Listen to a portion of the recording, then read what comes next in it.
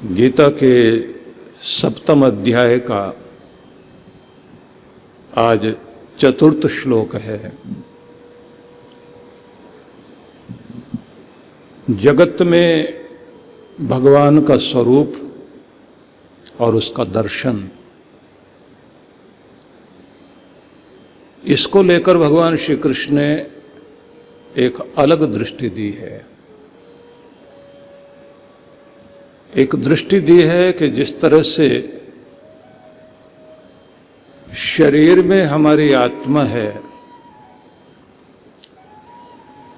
लेकिन दिखाई देता है शरीर, शरीर को धारण करने वाली आत्मा है।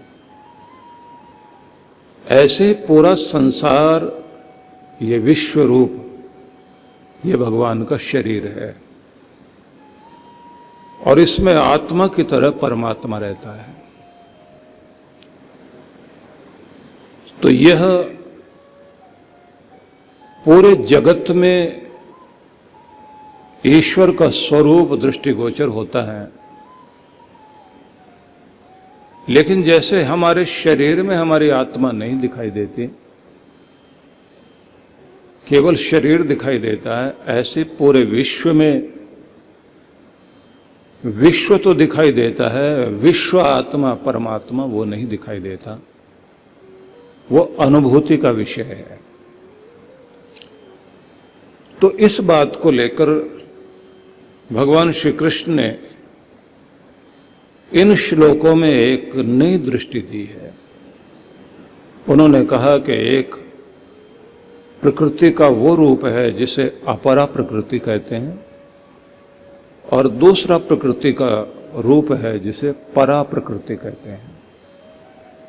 दार्शनिक दृष्टि से जब कोई चीज समझाई जाती है तो समझने के लिए उस समय थोड़ी कठिनाई पड़ती है, ऐसा लगता है कि हम शब्द जाल में जा रहे हैं। लेकिन सार मैंने पहले आपको बताया, अब हम इसको गीता की दृष्टि से समझते हैं। तो चतुर्थ श्लोक को हम लेते हैं।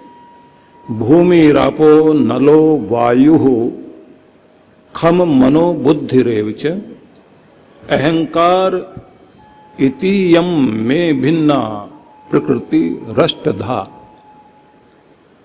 8 प्रकार की अपरा प्रकृति, यह मेरा एक रूप है, अर्थात मेरा इन 8 स्वरूपों में मेरा रूप बटा हुआ है। वह 8 का वर्णन उन्होंने किया।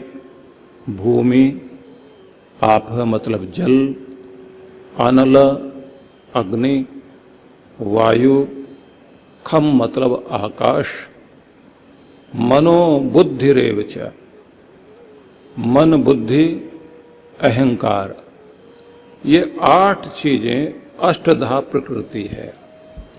इस अष्टधा प्रकृति को भगवान श्री कृष्ण ये कहते हैं कि ये अपरा प्रकृति है।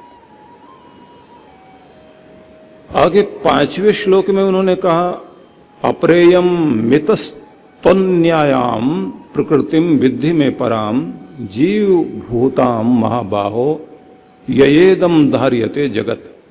हे महाबाहो, इस अपरा प्रकृति से भिन्न जीव रूप बनी हुई मेरी परा प्रकृति को भी तुम जान लो, जिसके द्वारा यह जगत धारण किया जाता है। अपरा प्रकृति हुई जगत और परा प्रकृति हुई जीव।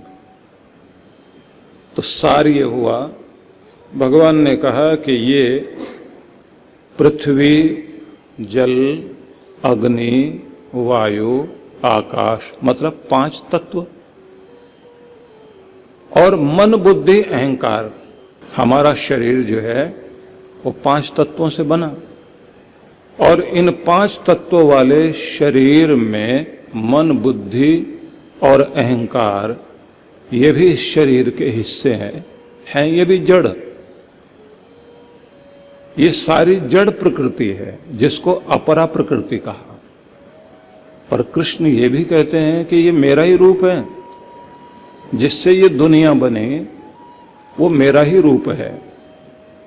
और ये ध्यान रख लीजिए, एक मन आपका है तो एक मन ब्रह्मांड का भी है। एक बुद्धि आपकी है तो एक बुद्धि ब्रह्मांड की भी है। एक अहम तत्व आपका है तो एक अहम तत्व ब्रह्मांड का भी है। ये आश्चर्य लगेगा आपको, जिसके द्वारा ये नियम स्वचालित प्रक्रिया में चल रहे हैं। सूरज का समय से निकलना, वायु का चलना, मौसम का बदलना, ऋतुओं का बदलना, और फिर बीजों का अंकुरित होना, इन फूलों का खिलना, मुरझाना, 6 प्रकार के जो विकार माने जाते हैं, वो सारे विकार किसी चीज का बनने से लेकर के लीन होने तक, ये सारे जिसके आधार पर चल रहे हैं, तो वो भी एक मन बुद्धि अहम तत्व है जो ब्रह्मांड में अपना काम कर रहा है। लेकिन ये सब जड़ हैं, ये ध्यान रख लीजिए। जड़ वस्तु तभी गतिशील होती है जब उसके साथ चेतन मिलता है, नहीं तो जड़ जड़ है। तो इसलिए उन्होंने कहा एक प्रकृति का रूप, जिसे अष्टधा प्रकृति कहते हैं, ये अपरा प्रकृति है। आगे उन्होंने कहा कि अब तुम परा प्रकृति को भी जानो।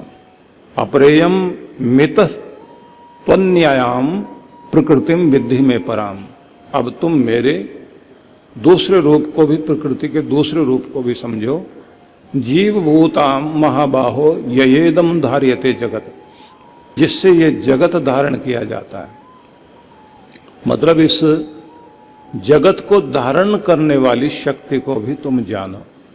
जैसे शरीर को धारण करने वाली शक्ति आत्मा है, तो इस सारे विश्व रूप को धारण करने वाली शक्ति वो परमात्मा है।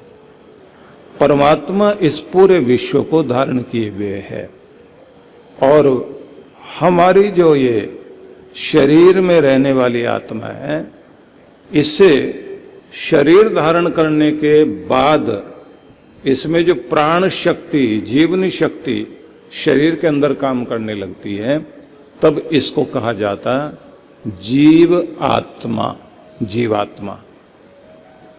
और जो इस पूरे विश्व को धारण करता है वो परम आत्मा, परमात्मा। तो पुत्र हो गया जीवात्मा और पिता हो गया परमात्मा। अब मजे की बात यह है कि जब शरीर को छोड़ देता है आत्मा, तब वो आत्मा ही कहलाता है। लेकिन जब उसके साथ सूक्ष्म शरीर और जन्म लेने की व्यवस्था जुड़ी हुई है, तो हम कहा करते हैं सभी लोग व्यवहार में कि अनेक जीवात्माएं पूरे ब्रह्मांड में चक्कर लगा रही होती हैं और वे अपने जन्म की प्रक्रिया में प्रतीक्षा करते हैं कि अब मेरा कहाँ नंबर आने वाला है। उसमें भी कहा गया है कि कितने दिनों के बाद आत्मा शरीर ग्रहण कर लेती है। तो कुछ उपनिषदों में ये वर्णन है कि तुरंत शरीर से निकलते ही व्यवस्था रहती है भगवान की कि आत्मा इधर से निकलेगी तो दूसरे शरीर में चली जाएगी। जिस समय कोई शरीर छूट रहा होता है तो चेतना जो है हमारे शरीर की ऊपर उठती हुई पूरे शरीर से अपनी शक्तियां खींच रही होती है। वैसे तो देखा जाए जैसे जैसे शरीर क्षीण होता है तो प्राण शक्ति वो भी क्षीण होने लगता है, मतलब वीक, कमजोर।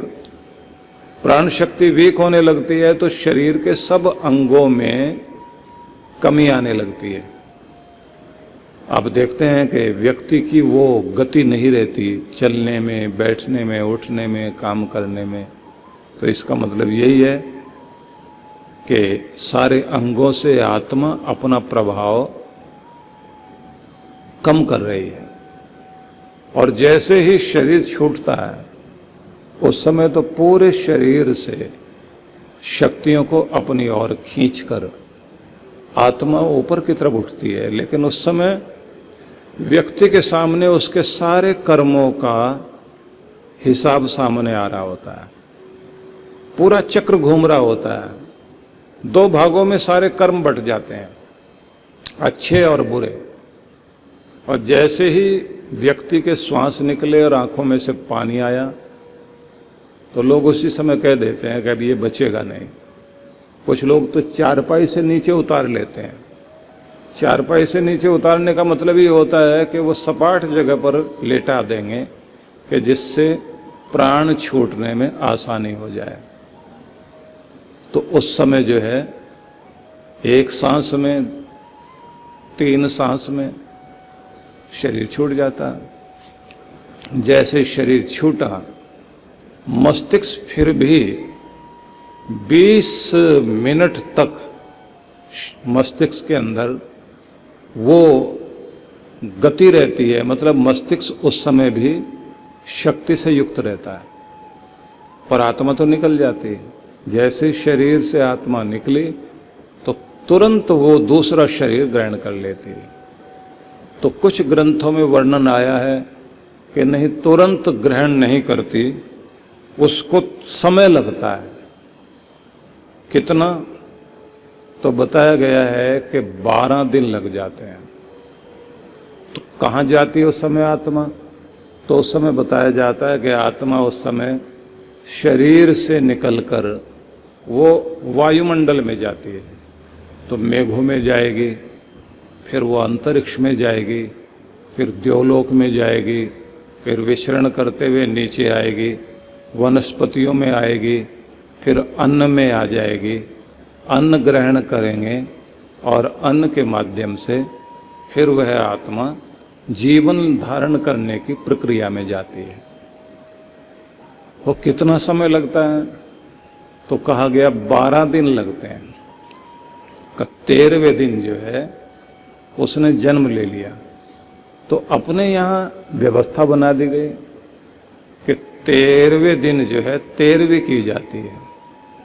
तो इसी आधार पर ये 13वीं करने की व्यवस्था बने कि एक शरीर से दूसरे शरीर में ये जीवात्मा यात्रा कर गई, जन्म ग्रहण कर लिया। इसलिए एक शब्द चल पड़ा अपने यहाँ, चल बसा। मर गया कोई आदमी तो क्या कहते हैं? चल बसा। चल बसा से मतलब हुआ यहाँ से चला और कहीं जाके बसा। दूसरा शब्द चलता देहांत हो गया। आत्मा का अंत नहीं हुआ, देह का अंत हो गया। देह का अंत हो गया मतलब एक देह छूट गई, दूसरी देह की प्रक्रिया में आत्मा चली गई। अब जो लोग कहते हैं कि आत्मा भटकती हैं, तो ये जो है इस सिद्धांत को इतना बल प्राचीन ग्रंथों में नहीं दिया गया। प्राचीन जो ग्रंथ हैं उनमें इसको बल नहीं दिया गया, लेकिन पुराणों में चल करके फिर वर्णन आ गया। वहाँ पर कुछ अलग तरह के वर्णन है। लेकिन ये ध्यान रख लेना चाहिए कि हमारे जितनी भी तरह की चीज़ें हम लोग मानते हैं, उन मान्यताओं का हमारी संस्कृति, हमारे रीति रिवाज, हमारी परंपराओं में बहुत बड़ा असर आता है। उसी तरह से जीने लग जाते हैं हम लोग, और अच्छी और बुरी परंपराएं जुड़ जाती हैं कि मुक्ति के लिए हम क्या करें। लेकिन एक बड़ी बात होती है कि अपने पूर्वजों को याद करना, जिनसे हम चलकर आए हैं, जो हमारे पूर्वज, जिनकी वंशबेल हम हैं, तो उनको स्मरण करना और उनके प्रति आदर व्यक्त करना, उनके लिए पुण्य वृद्धि करने के लिए कार्य करना, उनके लिए मंगल कामना करना, तो ये जैसे देवताओं के लिए स्वाहा कहते हुए और हम आहुति देते हैं, तो वो जड़ चेतन दोनों देवताओं के लिए आहुति प्रदान की जाती है। दूसरी तरफ जो है स्वधा, कि उन सबको सुख मिले। स्व मतलब है स्वर्ग, धा मतलब धारण, वो स्वर्ग धारण करें उनको जो है। और स्व का दूसरा अर्थ होता है सुख। स्वधा मतलब उन सबको सुख मिले, शांति मिले, वो तृप्त हो जाए। तो तीन चीजें चलती हैं, अर्पण, तर्पण, समर्पण। पूर्वजों के लिए तर्पण है, परमात्मा के लिए समर्पण है, समाज के लिए अर्पण, कि समाज को आप क्या अर्पण करते हैं। हर आदमी को हम लेते तो हैं दुनिया से, तो दुनिया से ले रहे हैं तो हमने दिया क्या दुनिया को, तो अर्पण करना चाहिए कुछ, परमात्मा के लिए समर्पण करना चाहिए। और अपने पूर्वजों का तर्पण, लेकिन तर्पण का एक दूसरा भाव भी है, तृप्त करना, संतुष्ट करना। किन को? जो आपके बड़े हैं। आपके बड़े अगर आपसे संतुष्ट हैं तो यह आपकी जीत है, यह ध्यान रख लीजिए। अपने बड़ों को संतुष्ट रखना हमारा कार्य है।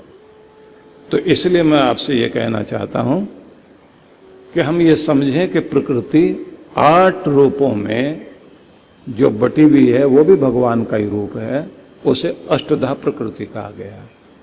लेकिन एक दूसरा रूप भी है जो इस शरीर को धारण करने वाला जो जीव है और पूरे विश्व को जो धारण करने वाला है। संसार में जड़ और चेतन, ये 2 तत्व जो दिखाई पड़ते हैं वो 2 दिखाई देते हैं। एक क्या दिखाई देता है? जड़ पदार्थ। दूसरे चेतन भी दिखाई देते हैं। चेतन कौन? हम, आप, पशु, पक्षी, कीट, पतंग, जो ये चलते हुए लोग हैं। लेकिन जो चेतना है वो नहीं दिखाई दे रही, आत्मा नहीं दिखाई दे रही। आत्मा अलग से तो निकल के नहीं दिखाई देती, लेकिन इनके अंदर चेतना है, ये जिंदा है, इनका श्वास चल रहा है, ये तो सब दिखाई देता है। तो जड़ और चेतन 2 तरह के संसार में रचना दिखाई दे रही है। जो जड़ है उनमें आत्मा नहीं है। लेकिन ये भी एक कमाल की बात है, कुछ ऐसे भी हैं जो श्वास लेते हैं, लेकिन चेतन जिनके अंदर आत्मा को नहीं माना जाता। तो आपके जो ये वृक्ष वगैरह हैं, ये सांस ले रहे हैं,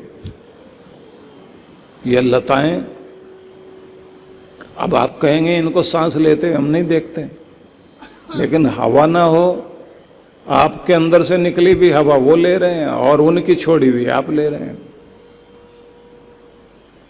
अब ज्यादा झगड़े में नहीं पड़ जाना, नहीं तो आप यही सोचेंगे कि फिर इनमें आगे वो बात आ जाती है ना कि इनके अंदर जीवन है तो कौन सा जीवन है, फिर इनको के फल खाना उचित है नहीं उचित है, एक बड़ी प्रक्रिया में आप लोग चले जाएंगे। तो ऐसे ही कुछ ऐसे पदार्थ भी हैं संसार में जो आपके साथ जुड़े हुए हैं, लेकिन उनके अंदर उस तरह की चेतना नहीं है जैसे आप में है। तो नाखून और केश ये निष्प्राण होते हुए भी प्राण युक्त शरीर से भिन्न नहीं कहलाते। इनको आप मानिए कि ऐसे ही अपरा प्रकृति जड़ होते हुए भी चेतन परमात्मा से भिन्न नहीं है। कृष्ण भगवान कहते हैं ना कि ये भी भगवान का ही हिस्सा है, ये जितने भी जड़ पदार्थ हैं ये भी भगवान का हिस्सा है। लेकिन जैसे आपके बाल और आपके नाखून आपका हिस्सा है, ऐसे सारा संसार भगवान का हिस्सा है। लेकिन उसका मतलब ये नहीं कि ये चेतन है। आपके बाल चेतन नहीं है, आप उन्हें काट भी दोगे तो कोई दिक्कत नहीं होगी। तो संसार जो है जड़ चेतन 2 तत्वों से बना हुआ है। जड़ का रूप अष्टधा प्रकृति है और चेतन का रूप संसार के ये अनंत जीव, जितने भी जीव हैं दुनिया में, दोनों मिल करके ईश्वर का रूप बनते हैं, जिसको भगवान कृष्ण ने कहा कि ये मेरा ही रूप है। जड़ चेतन रूप इस सृष्टि का दर्शन ही ईश्वर का प्रत्यक्ष दर्शन है। इसमें जड़ प्रकृति ईश्वर का अपर रूप है और चेतन जीव ईश्वर का पर रूप है, जिसे आप परा प्रकृति कहेंगे। ईश्वर का जो निज रूप है वो पर और अपर से भिन्न है। ये एक बात और समझने की है। मतलब एक रूप हो गया जिसको आप कहते हैं कि भगवान का साकार रूप क्या है, तो पूरा विराट जगत। और भगवान का निराकार रूप क्या है, तो कहते हैं उसे आप बाहर नहीं देख सकते, उसे आप ध्यान में ही अनुभव करेंगे। जैसे आपको बाहर से देखें तो आपका एक परिचय है, लेकिन जब शरीर के अंदर से आत्मा निकल जाए तो वो परिचय शरीर का अलग था, आत्मा का परिचय तो मिलता ही नहीं। इसलिए जो ये कहते हैं ना कि रूह और जिस्म का रिश्ता भी क्या अजीब रिश्ता है। रूह और जिस्म का, रूह मतलब आत्मा, जिस्म मतलब शरीर, रूह और जिस्म का रिश्ता भी क्या अजीब रिश्ता है। उम्र भर साथ रहे, तारुफ नहीं हुआ, परिचय नहीं हुआ, सारी जिंदगी साथ रहे, एक दूसरे से परिचय ही नहीं हुआ। परिचय केवल शरीर का मिल रहा है। ऐसे पूरे संसार में परमात्मा है, उससे परिचय नहीं मिलता, संसार से परिचय मिल रहा है। नदी बहती हुई दिखाई दे रही है, उसका परिचय मिल रहा है। हवाएं चल रही हैं, उनका परिचय मिल रहा है। खिले हुए फूल, उनका परिचय मिल रहा है। सूरज उग रहा है, उसकी धूप का परिचय मिल रहा है। चांद निकला हुआ, उसकी चांदनी का परिचय मिल रहा है। लेकिन देखा जाए तो बिना परमात्मा के इस संसार में कुछ भी नहीं है। और ये ध्यान रख लीजिए कि चांद से चांदनी अलग नहीं की जा सकती, दोनों एक ही तो हैं। ऐसे ही अगर चंद्रमा दिखाई दे रहा है तो उसकी चांदनी के कारण ही वो दिखाई दे रहा है। चांदनी आप तक पहुंचती है जहां से निकल रहा है। ऐसे दीपक जो जल रहा होता है ना, उसकी रोशनी आप तक पहुंच रही होती है। नहीं तो रोशनी ना हो, उसका प्रकाश ना हो तो दीपक दीपक नहीं है। तो ऐसे समझ लीजिए कि इस पूरे संसार में जड़ है तो उसके अंदर चेतन तत्व भी विराजमान है। और अगर आप और बारीकी में जाओगे तो और आश्चर्य लगेगा कि कोई भी चीज जो दिखाई दे रही है वो ऐसी है ही नहीं। उसके एटम में चले जाइए आप, उसके सबसे छोटे टुकड़े में चले जाइए, उस टुकड़े को भी आप जो है तोड़िए तो उसमें फिर आपको इलेक्ट्रॉन, प्रोटॉन, न्यूट्रॉन ये दिखाई देने लग जाएंगे। अब इलेक्ट्रॉन के साथ जो प्रोटॉन है और ये न्यूट्रॉन, जब उनकी गति देखोगे, कौन स्थिर है, कौन चक्कर लगा रहा है, कौन केंद्र में है, तो लगेगा कि हर चीज के अंदर गति हो रही है। वो गति देने वाला कौन? तब समझ में आता है कि एक शक्ति है जो इस सारे संसार को गति दे रही है। हर चीज बन रही है, बिगड़ रही है। इसलिए आपके सूरज की भी एक उम्र है। और वैज्ञानिक क्या कहते हैं, आधी उम्र का तो हो गया सूरज भी, मतलब 40-50 साल का तो सूरज भी हो गया है।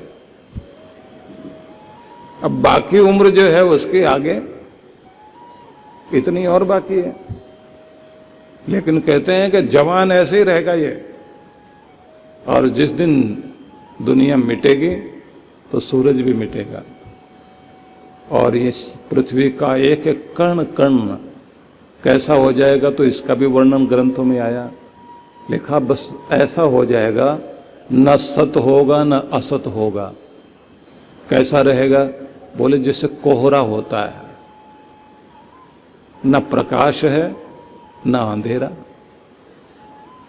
चारों तरफ जैसे कोहरा छाया हुआ है कि बस ऐसा पूरा संसार हो जाएगा। ऊपर नीचे दाएं बाएं कोई वस्तु नहीं, कुछ भी नहीं, चारों तरफ एक कोहरा सा छाया हुआ, और उसी में से फिर दुनिया बनेगी।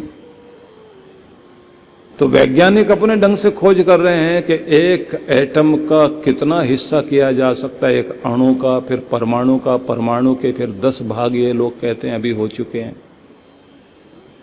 फिर वो पार्टिकल ढूंढने की कोशिश करते हैं जिससे ये दुनिया बनी। वो पार्टिकल ढूंढा जा रहा है जिसको इन्होंने गॉड पार्टिकल कहा, जिस पर पूरी दुनिया भर में शोर मचा था कि भगवान को साइंस ने ढूंढ लिया है। का वो क्या ढूंढा है कि जिससे ये दुनिया बनी है। और जब वो सुरंग बनाए गए जिसमें वो टेस्टिंग वगैरह चल रही थी इनकी, उससे पहले सारे दुनिया घबराई हुई थी कि जिस चीज को ये तैयार कर रहे हैं कहीं उसके कारण ऐसा विस्फोट ना हो जाए कि दुनिया नष्ट हो जाए। बड़ी खोजें चल रही हैं, लेकिन आदमी कहाँ जा रहा है? एक पदार्थ के छोटे टुकड़े से लेकर उससे के अंदर भी सबसे छोटा सूक्ष्म तत्व जिससे दुनिया बनी और जिससे मिटी। आखिर में कहाँ जाएंगे? वहीं आ जाएंगे कि परमात्मा की एक कोई शक्ति है जो दुनिया को मिलाती है और वही धीरे धीरे ह्रास की तरफ लेकर जाती है और वही फिर इसको मिटा भी देती है। तो कृष्ण भगवान ने कहा कि तुम मेरे दोनों रूपों को जानो, भगवान के दोनों रूपों को जानो, एक वो जो अपरा प्रकृति है और एक परा प्रकृति। तो इसे हमने समझा। अगले श्लोक में जब हम चलेंगे तो अगले संदेश को जानेंगे। ओम शांति शांति शांति ओम।